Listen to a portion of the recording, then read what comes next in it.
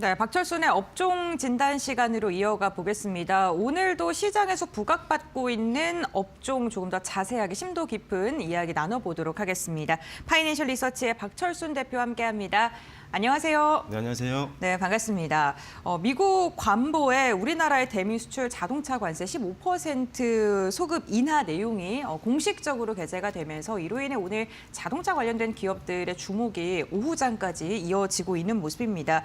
중요한 게 15% 소급 인하가 적용됐다는 사실인데요. 실제로 현대차 그룹 실적에 어느 정도 영향을 미치는지 이 부분부터 짚어볼까요? 네, 일단 이번 주에 이제 12월 1일이었죠. 미국 상무부가 이제 20% 관세에서 15%로 이제 관세를 인하하겠다, 그리고 소급 적용하겠다라고 언급이 나오자마자 그때부터 이제 현대차 그룹주들, 일단 현대차와 그다음에 기아자동차가 동시에 강한 시세를 좀 보여주고 있고, 오늘까지도 이 상승세가 이어지고 있는 모습이 확인이 되고 있는 상황입니다.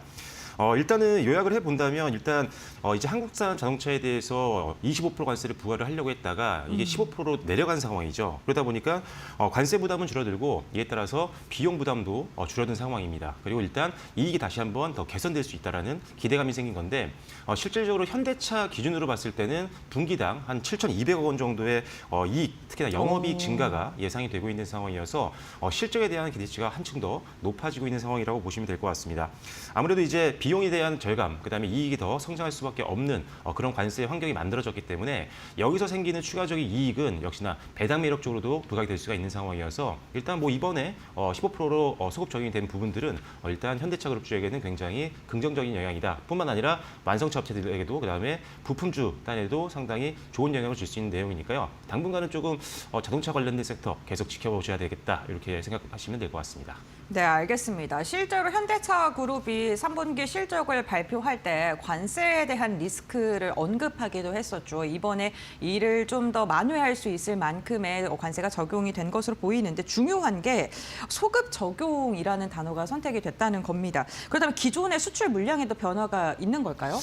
일단 지금 이게 소급 적용이 네. 어느 시점부터 되느냐가 중요한 거잖아요. 네. 그래서 일단은 노벤버 1스트라고 나와 있었습니다. 이게 명시가 돼 있었는데 그게 11월 1일부터 수출된 물량들 같은 경우는 일단은 관세를 15%를 부과를 하게 됩니다. 아쉬운 거는 이제 4분기 시작되고 10월부터가 4분기였는데 10월 달까지 수출된 물량들은 25% 관세가 부과가 될 수밖에 없는 그런 상황이에요. 하지만 그렇다고 해도 일단은 관세라는 가장 우리가 이 자동차 업계를 투자하기 위해서 가장 리스크로 뽑았던 관세 충격에 대한 부분들이 완화가 됐다는 부분들은 상당히 긍정적으로 볼 수 있다라고 보시면 될 것 같고요.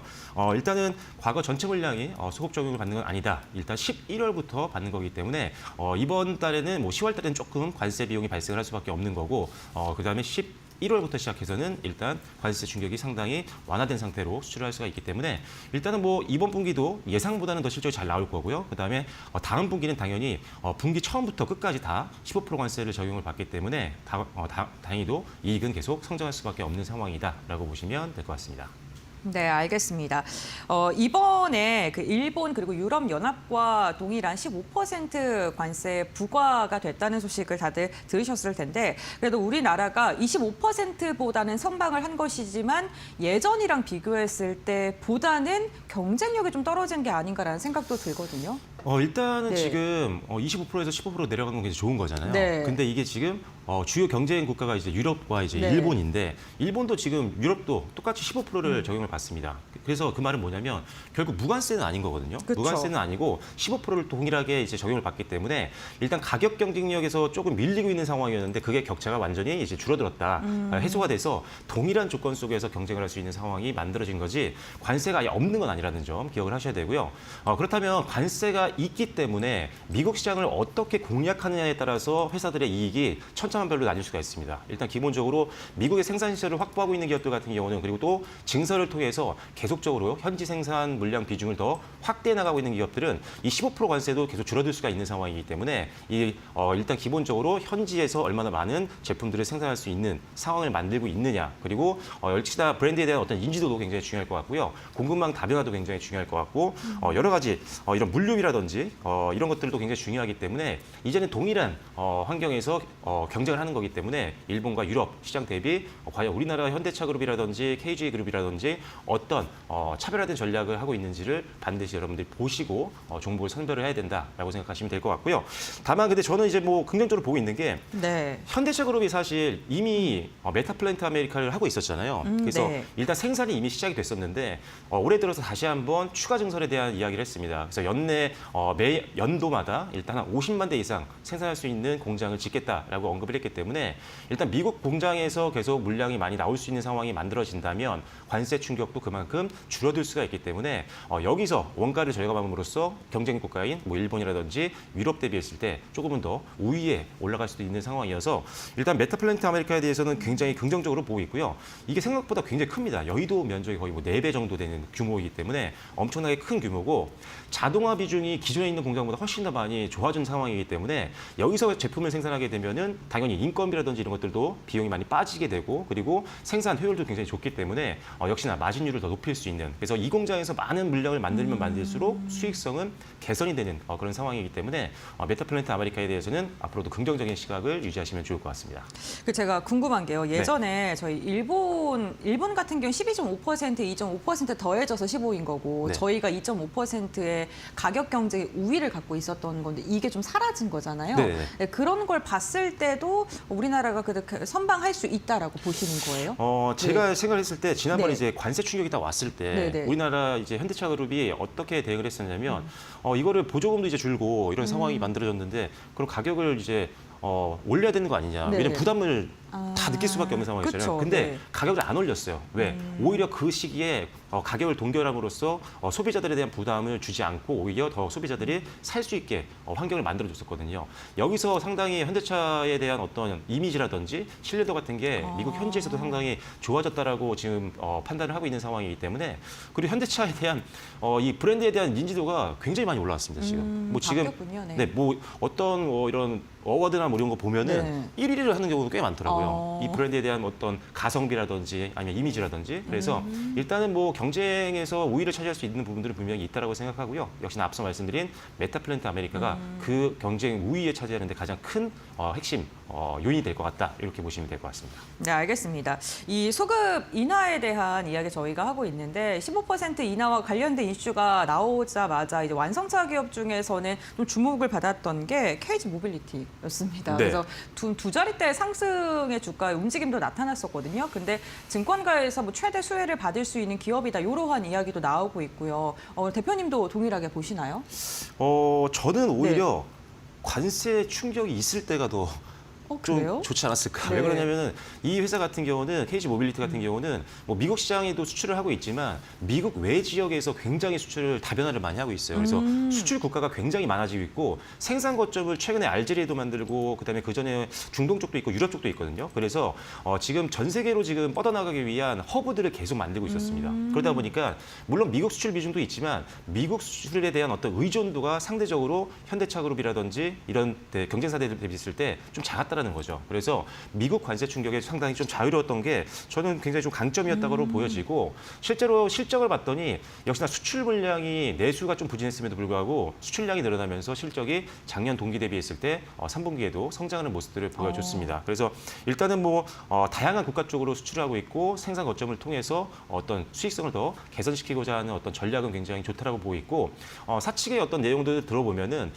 예를 들어 한 지역에서 뭐 10,000대를 파는 게 아니라 네. 뭐 예를 들어 100군데에서 뭐 1,000대씩 팔겠다 이렇게 해서 뭔가 고객사 그리고 고객 채널 유통 채널을 좀 다변화하겠다라는 전략이거든요. 그래서 이런 것들은 사실 관세 충격을 흡수할 수 있는 가장 좋은 현실적인 대안이 될 수도 있어서 저는 사실 굉장히 좀 기대감을 갖고 있고 중장기로 이렇게 허브를 만들어놔서 생산 기지를 통해서 중동이라든지 지금 아프리카 쪽이라든지 진출하고 있는데 여기서 조금씩 성과가 나오기 시작하면은 일단 기본적으로 저는 상당히 실적도 좋아질 수 있을 것 같다. 특히나 이제 SUV 명가잖아요. 네. 그래서 토레스라든지 뭐 무쏘라든지 이런 것들이 갖고 있는 회사다 보니까 일단 기본적으로 아프리카 지역 이런 데서 상당히 신성장 기대감이 높은 지역인데 아무래도 조금은 도시보다는 조금 네. 이런 차들이 더 필요로 하는 지역이잖아요. 그쵸, 네. 네, 그래서 SUV 명가로서 이제 각 지역에서 한번 고성장도 기대해 볼 수 있어서 저는 올해 실적 또한 순이익이 한 3배 정도 작년 대비 늘 것 같으니까요. 지금 상황이라면 조금 더 지켜보셔도 될 것 같다. 이렇게 말씀을 드리겠습니다. 네, 알겠습니다. 수출 국가 다변화 전략으로 이렇게 한 국가에서 노이즈가 발생했을 때도 보다 더 좀 자유롭게 대응을 할 수 있다라고 이야기를 해주셨고요. 실적에 대한 기대감 말씀을 해주셨습니다. 그렇다면 대표님이 보시기에 부품이나 아니면 협력사들 가운데 이번 이슈로 인해서 좀 수혜가 기대되는 그러한 종목들이 있다면 어떤 게 있을까요? 일단 기본적으로 큰 틀로 보면은 네. 지금 미국 관세 충격이 완화가 됐기 때문에 미국에서 제품을 판매하고 있는 완성차 기업들이 좀 더 생산을 더 많이 할 수 있고 그리고 판매를 더 많이 할 수 있는 환경이 만들어진 거거든요. 그렇기 때문에 미국에 수출하고 있는 완성품 업체들로 부품을 납품하고 있는 아니면 소프트웨어를 납품하고 있는 기업들 같은 경우는 일단 이번 이 관세 완화는 확실히 호재다라고 보시면 될 것 같고요. 일단 저는 가장 뭐 좋게 보고 있는 거는 뭐 예전에도 한번 자동차 한번 여기서 언급을 드렸을 때 한 종목밖에 말씀 안 드렸습니다. 물론 현대차와 기아차 같은 경우도 좋지만 부품주 단에서는 HL 만두를 봐야 된다라고 언급을 드렸었는데 HL 만두가 최근에 부품주 중에 가장 뭐 강한 흐름들을 보여주고 있습니다. 아시다시피 뭐 가장 뭐 큰 대형 부품 수화 중에 하나이기도 하고 뭐 현대차 그룹과 워낙 또 긴밀한 관계에 있기 때문에 현대차 그룹이 이제 미국 시장에서 제품을 많이 생산할 수 있는 환경이 만들어진다면 당연히 부품도 훨씬 더 많이 더 공급을 할 수 있는 상황이 만들어지기 때문에 실적 기대감이 높아진다라고 보시면 될 것 같고요.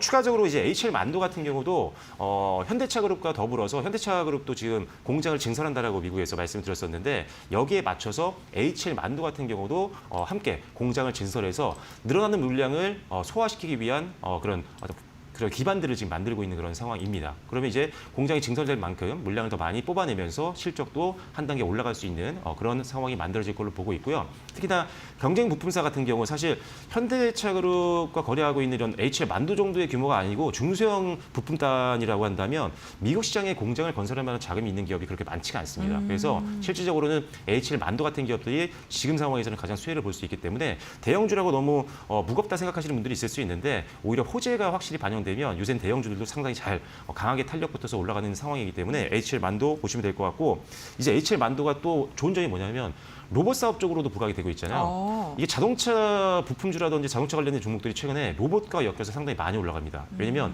생산 공정들을 하면서 로봇을 많이 사용했기 때문에 이 로봇에 대한 어떤 기술력을 갖고 있는 기업들도 꽤 많이 있고요. 그리고 추가적으로 라인에서 실제로 돌려봤던 이런 것들이 있기 때문에 노하우도 상당히 많습니다. 그래서 L7 만두 같은 경우도 이제 액추에이터를 이미 납품 중에 있거든요. 그래서 이제 본격적인 상용화가 된다고 한다면 현대차 그룹 쪽으로 납품을 하면서 시너지를 낼 수 있는 상황이어서 이 휴머노이드 로봇 쪽 아니면 일반 산업용 로봇 쪽 테마가 계속 유지되는 한에서는 HL 만두도 함께 움직일 수 있다. 그리고 12월 달 이제 CEO 인베스터 데이가 있죠. 여기서 또 휴머노이드 로봇 관련된 사업 이야기가 나올 수도 있어서 그때도 이제 로봇 테마로도 움직일 수 있는 종목이다라고 보시면 될 것 같습니다. 그 HL 만두 이야기해 주시면서 현대차와의 협력에 대한 기대감 말씀해 주셨고 로봇 관련된 이야기도 함께 말씀해 주셨는데 오늘 또 이슈가 미국이 로봇을 전략 사업으로 키울 수 있다. 뭐 이러한 이야기 함께 나오고 있는 상황입니다. 현대차가 수혜를 받을 수 있을까요? 당연히 받을 수 있다고 네. 보고 있는데요. 일단은 뭐 현대차를 지금 자동차로만 보고 계신 분들이라면 뉴스를 좀 더 확인해 보셔야 될 것 같아요. 왜 그러냐면 이제 보스턴 다이내믹스를 인수를 했죠. 이제 소프트뱅크 쪽에서 이제 인수를 몇 년 전에 해서 지금 지분 80% 이상을 갖고 있는 게 바로 현대차고 사실 이 보스턴 다이내믹스라는 회사 자체가 전 세계적으로 어떤 기술의 수준이라든지 이런 것들을 봤을 때는 거의 탑 클래스에 있는 기업 중에 하나입니다. 다만 이제 그동안에는 어떤 연구, 개발 이쪽에 좀 특화되어 있는 종목이었다고 한다면 이제는 현대차 그룹이 인수를 하기 시작하면서부터는 로봇 상용화에 박차를 가하고 있는 상황이어서 이제 조금 있으면 본격적으로 상용화가 될 수 있는 가능성이 가장 높은 기업이 바로 현대차 그룹 그 안에 있는 보스턴 다이내믹스다라고 보시면 될 것 같습니다. 일단 지금 대표적인 로봇 중에 하나가 아틀라스거든요. 근데 아틀라스가 이미 실증 단계를 지금 하고 있는 상황입니다. 실제 현대그룹차의 공장 내에 아틀라스를 배치를 해서 지금 한번 테스트를 좀 해보고 있는 상황이고요. 빠르면 뭐 2027년 내년도 이렇게까지도 상용화가 가능할 걸로 보고 있는 상황이기 때문에 일단은 로봇주에 대한 기대감은 이제 굉장히 높아지고 있는 상황입니다. 실제로 이제는 기대감만 있는 게 아니라 실제로 매출이 나오는 기업들이 너무나도 많이 생기고 있는 상황이고 지난주에도 로봇 관련된 종목들을 말씀드리면서 제가 몇 종목을 소개해드렸었는데 그때 액추에이터 관련된 기업들을 많이 말씀을 드렸습니다. 그 이유가 뭐냐면 액추에이터는 일단은 휴머노id 로봇이라든지 일반 산업용 로봇에서 사용되는 핵심 부품이죠. 관절 역할을 하는 거기 때문에 가장 메인이고 원가가 가장 높은 제품이거든요. 근데 이 액추에이터 관련된 기업들은 실제로 지금 수주가 굉장히 많이 늘고 있는 게 우리가 눈으로 확인을 할 수가 있는 상황이어서 실적 가시성이 굉장히 높습니다. 그래서 지난주에 말씀드렸던 4종목 정도 됐죠. SPG라든지 아니면 로보티즈라든지 아니면 그다음에 하이젠 R&M, 그다음에 삼연까지 이렇게 4종목을 말씀드렸었는데 역시나 지난주 이후에 급등세가 이어지고 있는 상황입니다. 이들 기업들 같은 경우는 급등이 나와서 차익 매물은 좀 조심을 해야겠지만 눌림이 나올 때마다 좀 공략해 볼 수 있는 게 앞서 말씀드린 것처럼 실질적으로 뭐 현대차그룹이라든지 기타 뭐 레인보우 로보티스라든지 이런 대표적인 휴머노id 로봇 사업을 하고 있는 기업들 쪽으로 이 액추에이터 관련된 부품들을 납품을 하고 있는 기업이기 때문에 그리고 그게 성장하는 것들이 최근에 확인이 되고 있기 때문에 역시나 로봇주 내에서는 액추에이터 관련된 사업을 하고 있는 기업들을 우선적으로 보시는 게 좋겠다 이렇게 말씀드리겠습니다. 액추에이터 관련된 이야기를 집중적으로 해주셨는데 오늘 시장에서 뭐 자동차라던가 로봇이랑 엮여서 현대차 그룹에서 가장 많이 오르는 게 현대오토에버거든요. 네. 네, 오늘 지금 시세가 거의 상한가 이제 터치하고 지금도 26%가량 상승하고 있는데 여기는 또 소프트웨어 관련된 기업이에요. 네, 일단은 네. 지금 이 현대 오토에버뿐만이 아니라 지금 뭐 삼성 SDS라든지 아니면 LG CNS라든지 각 회사 대기업에서 이제 네트워크 쪽이라든지 클라우드 사업을 하고 있는 소프트웨어 기업들 같은 경우는 전반적으로 수혜를 볼 수밖에 없습니다. 왜 전체적으로 모든 기업들이 AI 쪽에다 투자를 하고 있다 보니까 그렇게 되면은 이 회사의 필요성이 굉장히 증대될 수밖에 없는 상황이거든요. 근데 오늘 이제 현대 오토에버가 장중에 상한가까지 찍었던 이유는 일단 현대차 그룹이 예전에 깐부회동도 있었고 네. 엔비디아 쪽으로부터 GPU를 이제 받아와서 데이터 센터를 공격적으로 이제 증설할 텐데 그렇게 됐을 때 현대 오토에버가 그걸 담당을 한다는 거죠. 그래서 어떻게 보면 AI 시대의 성장에 따른 최대 수혜를 볼 수 있는 종목 중에 하나로 지금 평가를 받고 있어서 현대 오토에버는 지금 큰 비중을 실기는 좀 어렵겠지만 상방이 좀 열린 상태여서 확실한 손절매 가격만 정하시고 들어간다면 일단은 일부 비중 한 5에서 10% 정도를 한번 투자해 볼 만할 것 같다라고 보시면 될 것 같습니다. 그래서 아니면은 현대 오토에버 대비했을 때 좀 덜 올랐던 삼성 SDS라든지 LG CNS 이런 기업들은 조금 덜 올랐거든요. 키 맞추기를 고려한다면 이런 종목들도 한번 여러분들이 눈여겨 지켜보시면 좋을 것 같습니다. 다만 포스코 DX는 조금 조금 실적이 좀 그룹사 자체가 전체적으로 그렇게 실적이 많이 나오는 상황은 아니죠. 삼성이라든지 LG라든지 현대 대비했을 때는 그래서 그런 것만 좀 감안을 하시면 될 것 같습니다. 정말 간단하게 하나만 여쭤볼게요. 손절매를 정확히 잡고 들어가라고 하셨는데 네, 얼마로 잡으면 좋을까요? 오늘 좀 많이 떴는데 오늘 네. 시초가가 무너지면 안 될 것 같습니다. 그래서 시초가 정도는 지켜주는 상황에서 절대 한 번에 들어가시지 마시고요. 일단은 변동성이 좀 생길 수가 있기 때문에 한 2에서 4분할 정도로 한번 평균 매수 단가를 안정적으로 맞출 수 있게 분할 매수가 좀 필요하겠다라고 말씀드리겠고 지금 상황이라면 사실 고점 저항이 아예 없는 상황이어서 끌고 가도 된다라고 보고 있는데 저라면 일단은 30만 원대 이상에서는 일단은 조금씩 수익을 좀 확보하는 전략은 필요할 것 같습니다. 그리고 앞서 말씀드린 것처럼 조금 상대적으로 동종업계에서 더 올랐던 LG CNS라든지 삼성 SDS 쪽을 한번 병행 투자도 고려해 보시면 좋을 것 같습니다. 네, 알겠습니다. 오늘 파이낸셜 리서치 박철순 대표와 함께 미국의 자동차 관세 15% 인하와 관련된 이야기 그리고 우리가 어떠한 종목을 봐야 되는지까지 이야기 나눠봤고요. 투자 전략 세우시는데 참고해 보시면 좋을 듯합니다. 대표님과의 말씀 오늘 여기까지 듣겠습니다. 고맙습니다.